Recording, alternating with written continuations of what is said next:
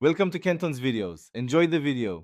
You start by confirming you have legitimate administrative rights, because running tools at the login screen affects system security.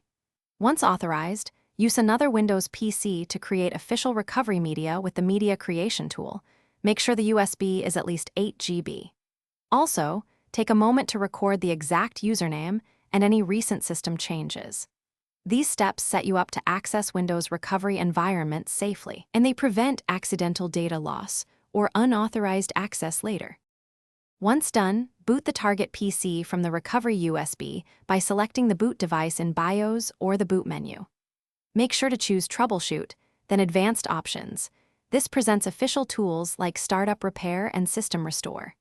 If you are authorized, you can use the built-in command prompt from these recovery options to run diagnostic commands, repair system files, or initiate a repair install. Use clear intent, document each command, and avoid actions that could alter account credentials without approval. To finish, run standard repair commands such as DISM and SFC from the recovery command prompt if you're troubleshooting corruption. These restore system components without bypassing security. After repairs, reboot normally and verify account access. If problems persist, restore from a verified backup or system image.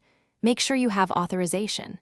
If you encounter locked accounts or cannot resolve the issue, contact Microsoft support or your organization's administrator rather than attempting insecure workarounds.